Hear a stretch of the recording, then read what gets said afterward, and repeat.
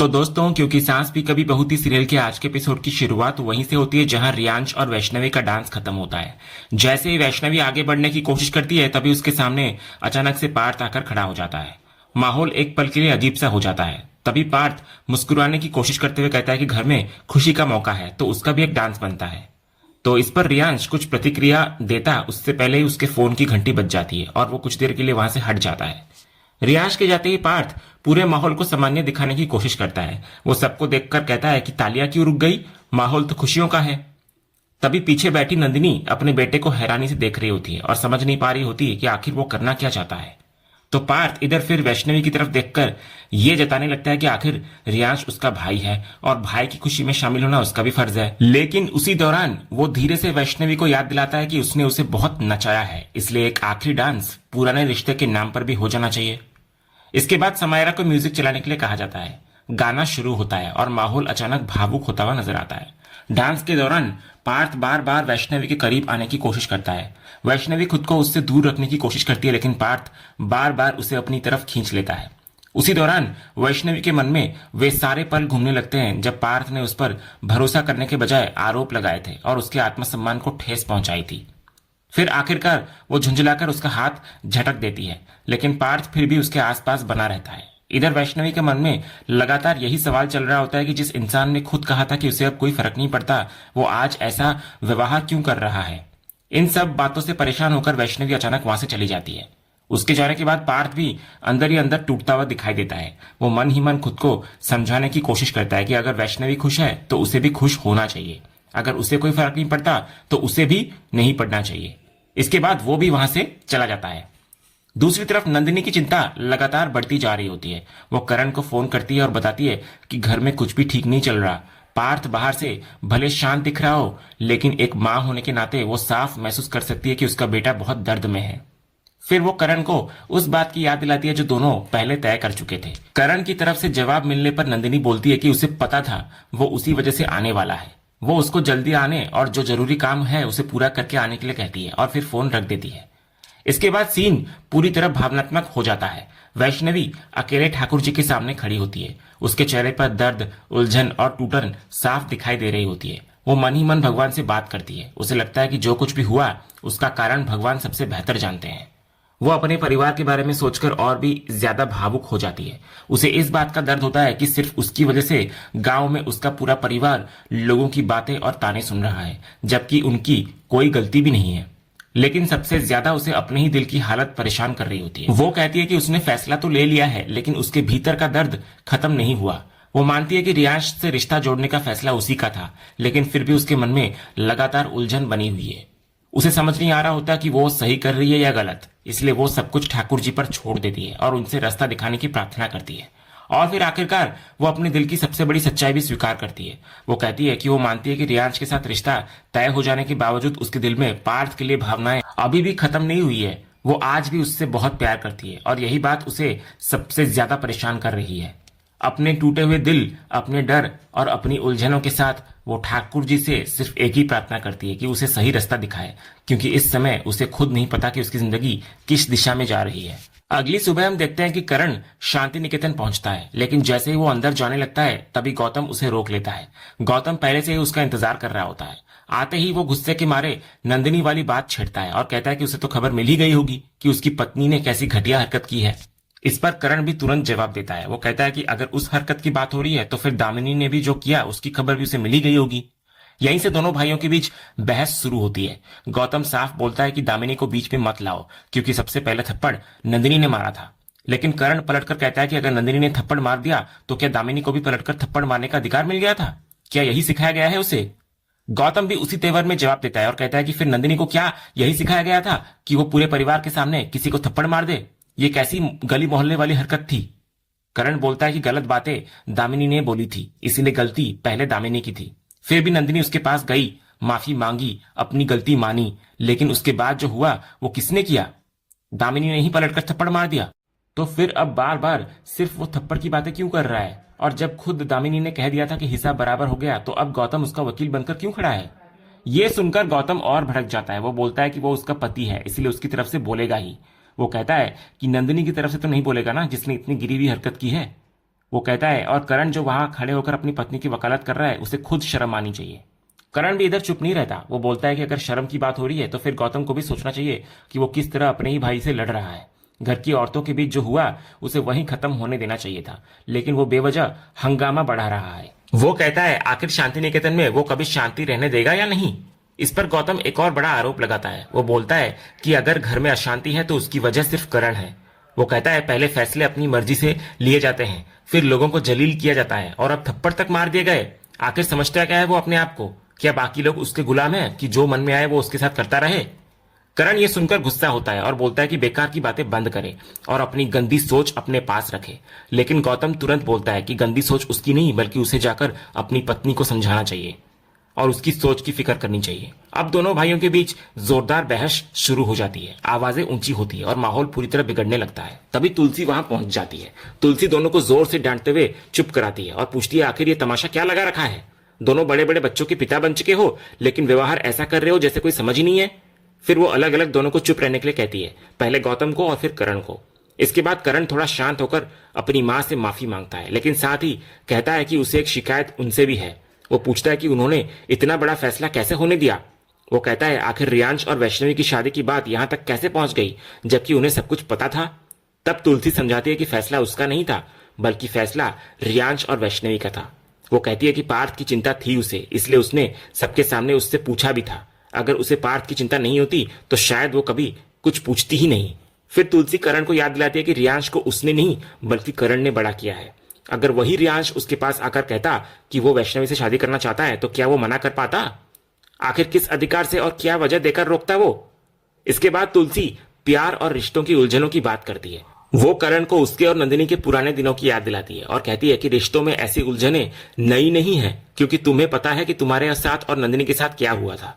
फिर वो दोबारा समझाती है कि पार्थ ने खुद सगाई तोड़ी थी। उससे पूछा गया था कि क्या उसे इस रिश्ते से ऐतराज है, और उसने साफ मना कर दिया था। ऐसे में जब रियांश और वैष्णवी ने अपना फैसला लिया तो वो क्या करती? तभी गौतम फिर बीच में बोल पड़ता है। वो बोलता है कि माँ को इतनी सफाई देने की जरूरत ही नहीं है। अगर करण को कोई बात करनी है तो वो जाकर अपने बेटे से करे। इधर माँ को कटघरे में खड़ा करने का क्या मतलब है? करण कहता है कि वो सिर्फ बात कर रहा है, लेकिन गौतम फिर पलटकर कहता है कि सवाल यही है कि बात क्यों कर रहा है। करण कहता है कि क्योंकि उसे ये सब गलत लगा है। तभी गौतम फिर वही पुराना मुद्दा उठाता है। वो कहता है कि गलत तो लगेगा ही। इस घर में जो भी करण की मर्जी के खिलाफ होगा वो उसे गलत ही लगेगा, चाहे रियांश को पावर ऑफ अटर्नी देना हो, चाहे रियांश और वैष्णवी की शादी हो, और चाहे कोई और फैसला। फिर वो तंज कसता है कि घर चलाने के लिए कुछ पैसे क्या दे दिए, अब मालिक बनकर दिखाना भी जरूरी हो गया है। ये सुनकर करण भड़क जाता है। वो पूछता है कि आखिर हर बार पैसे वाली बात क्यों ले आता है गौतम। इसके बाद दोनों फिर से लड़ने लगते हैं। तो आखिर में तुलसी एक बार फिर दोनों को चुप कराती है। इस बार वो बहुत सख्त दिखाई देती है। वो बोलती है कि घर में शादी हो रही है और दोनों को इतनी भी समझ नहीं है। फिर वो करण को याद दिलाती है कि जिस लड़के को उसने पाला है उसकी शादी होने वाली है, और जिस लड़की को उसने अपनी बेटी माना उसकी शादी होने वाली है। इसलिए अब घर में कोई तमाशा नहीं होगा।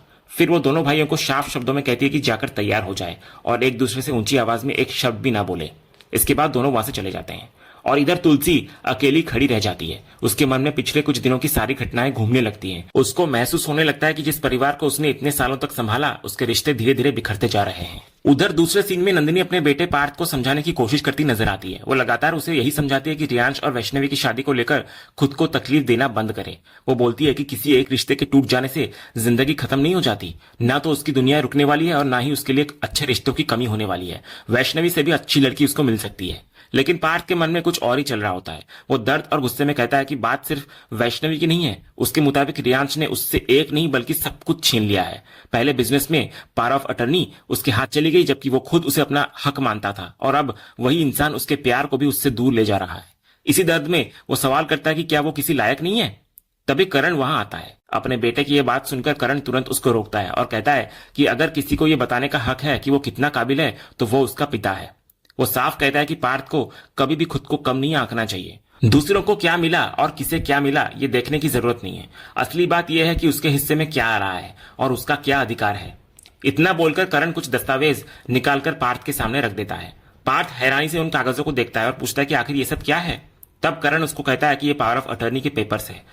वो कहता है कि जो कुछ उसका है उसकी जिम्मेदारी और अधिकार वो अब पार्थ को सौंप रहा है। ये सुनकर पार्थ और भी चौंक जाता है और पूछता है आखिर ऐसा क्यों। तब करण अपने फैसले की वजह बताने लगता है। वो कहता है कि सालों से सब कुछ संभालते संभालते अब वो थक चुका है। अब समय आ गया है कि जिम्मेदारी अगली पीढ़ी को दी जाए। वो साफ कहता है कि पार्थ काबिल है, उसे उस पर पूरा भरोसा है और उसकी मां नंदिनी को भी उस पर उतना ही विश्वास है। नंदिनी भी तुरंत अपने बेटे का हौसला बढ़ाती है। वो कहती है कि उसे पूरा यकीन है कि पार्थ बिजनेस को नई ऊंचाइयों तक लेकर जाएगा और उसे कई गुना आगे बढ़ाएगा। इधर करण भी अपने बेटे की तारीफ करते हुए कहता है कि वो सबसे बेहतर है, वो काबिल है, मेहनती है और उसका बेटा है, इसलिए उसकी बराबरी कोई नहीं कर सकता। तो अपने माता पिता का ये भरोसा सुनकर पार्थ भावुक नजर आता है और अपने पिता के गले लग जाता है। लेकिन करण को तभी महसूस होता है कि बेटे के चेहरे पर खुशी नहीं है। वो मुस्कुराकर बोलता है कि वो उसे खुश करने की कोशिश कर रहा है और वो रो रहा है। फिर उसकी नजर पार्थ के हाथ पर जाती है जहां चोट लगी होती है। करण तुरंत पूछता है कि उसके हाथ को क्या हुआ। वो उसको याद दिलाता है कि वो उसका पिता है और उससे अपनी बात छिपाने की जरूरत नहीं है। लेकिन पार्थ फिर भी कुछ नहीं बोलता। वो सिर्फ इतना कहता है कि वो ठीक है और इतना कहकर वो उठकर थोड़ी दूर जाकर सोफे पर बैठ जाता है। ये देखकर नंदिनी करण को इशारे से समझाती है कि वो बेटे से अकेले में जाकर बात करे।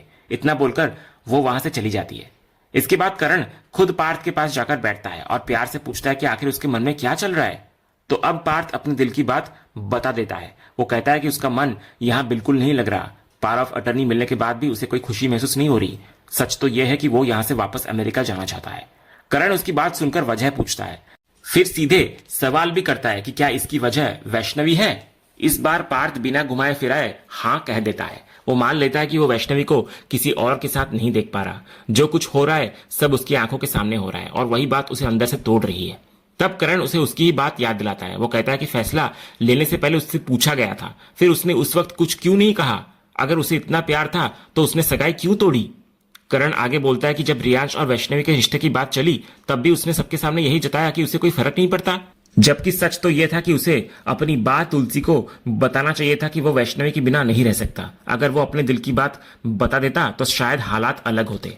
तब आखिरकार पार्थ अपनी गलती मान लेता है। वो बोलता है कि वो सब कहना चाहता था लेकिन उसका गुस्सा और उसका ईगो बीच में आ गया।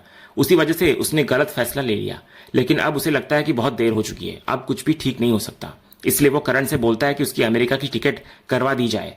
वो साफ कहता है कि जैसे ही रियांश और वैष्णवी की शादी हो जाएगी वो यहां से चला जाएगा, क्योंकि अब उसके लिए यहां रुकना बहुत मुश्किल हो गया है।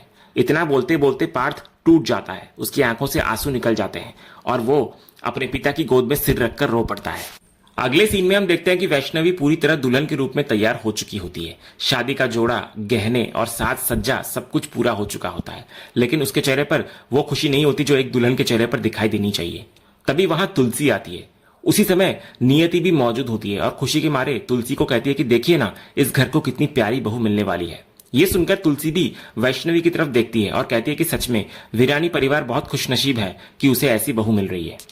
लेकिन तभी किसी मेहमान की तरफ से नियति को बुलावा आता है। वो कहती है कि उसे नीचे जाना होगा और कुछ देर के लिए वो वहां से चली जाती है। अब कमरे में सिर्फ तुलसी और वैष्णवी रह जाती हैं। इसके बाद तुलसी वैष्णवी को गौर से देखती है और कहती है कि उसने बहुत सुंदर गहने पहने हैं, लेकिन एक सबसे कीमती चीज अभी भी उसके पास नहीं है। तो वैष्णवी हैरानी से पूछती है कि आखिर वो कौन सी चीज है। तब तुलसी बोलती है कि एक दुल्हन का सबसे अनमोल गहना उसकी मुस्कान होती है। वही मुस्कान उसके चेहरे पर नहीं दिख रही। यह सुनकर वैष्णवी हल्का सा मुस्कुराने की कोशिश करती है, लेकिन तुलसी तुरंत समझ जाती है कि वो मुस्कान दिल से नहीं आई है। वो बोलती है कि यह सिर्फ दिखावे वाली मुस्कान है, वो मुस्कान नहीं जो दिल से निकलती है। ये सुनते ही वैष्णवी नजरें चुराकर दूसरी तरफ देखने लगती है। तब तुलसी उसके पास जाकर बहुत गंभीर अंदाज में कहती है कि वो उससे तो नजरें चुरा सकती है, लेकिन खुद से कब तक भागेगी। फिर उसे याद दिलाती है वो कि सगाई के बाद भी उसने उससे पूछा था कि अगर मन में कोई उलझन है तो जल्दबाजी में फैसला मत लेना। उस समय भी उसने कुछ नहीं कहा था। तुलसी फिर सीधे सवाल करती है कि क्या आज भी वो कुछ कहना नहीं चाहती, क्या अब भी चुप रहेगी, क्या सच में उसे अभी भी लगता है कि उसका फैसला बिल्कुल सही है। बस यही सवाल सुनकर वैष्णवी टूट जाती है। वो वहीं पर बैठकर फूट फूट कर रोने लग जाती है। तब तुलसी उसको याद दिलाती है कि उसने पहले भी कहा था कि शादी कोई खेल नहीं है। उसने उससे कई बार पूछा भी था कि क्या उसे इस फैसले से सच में कोई फर्क नहीं पड़ता, लेकिन तब उसने कुछ नहीं कहा। अब जब सब कुछ शादी तक पहुंच गया है तो वो रो क्यों रही है। तो इधर आंसुओं के बीच वैष्णवी आखिर अपने दिल की बात कह डालती है। वो कहती है कि उसके बोलने से क्या बदल जाता। अगर पार्थ उससे प्यार ही नहीं करता तो वो उसे कैसे पा सकती थी। सिर्फ कह देने से तो कुछ बदलने वाला नहीं था ना। तब तुलसी उसकी बात सुनकर कहती है कि अगर वो आज भी पार्थ के बारे में सोच रही है और उसी वजह से रो रही है तो फिर वो रियांश के साथ भी अन्याय कर रही है। तुलसी थोड़े सख्त अंदाज में कहती है कि अगर अब भी यही सच है तो फिर रोने से क्या फायदा। अब तो उसे नीचे जाकर मंडप में बैठना चाहिए और शादी पूरी करनी चाहिए। इसी बीच नकुल कमरे में आता है। वो तुलसी को कहता है कि नीचे पंडित जी सबको मंडप में बुला रहे हैं। तो तुलसी कहती है वो अभी आ रही है। उधर वैष्णवी जैसे कुछ कहना चाहती है तुलसी से, वो तुलसी को रोकने की कोशिश करती है, लेकिन इस बार तुलसी उसको बोलने का मौका नहीं देती। वो साफ बोलती है कि अब कुछ मत कहो, अब नीचे चलो और मंडप में जाकर बैठो। इतना बोलकर तुलसी वहां से चली जाती है और इधर वैष्णवी अकेली बैठी रह जाती है। उसकी आंखों से लगातार आंसू बह रहे होते हैं। वो अपने ही फैसले, अपने टूटे हुए प्यार और आने वाली शादी के बीच बुरी तरह उलझ चुकी होती है। और इसी भावुक और दर्द भरे पल के साथ आज का ये एपिसोड यहीं पर खत्म होता है। तो दोस्तों, आपको आज के एपिसोड का कौन सा सीन सबसे ज्यादा पसंद आया, हमें कमेंट करके जरूर बताएं। अगर आप क्योंकि सास भी कभी बहू के फैन हैं और कोई भी अपडेट मिस नहीं करना चाहते तो हमारे इस चैनल को सब्सक्राइब करना ना भूलें और बेल आइकन को भी जरूर दबाएं। हम मिलते हैं अगले एपिसोड के अपडेट के साथ। तब तक के लिए धन्यवाद।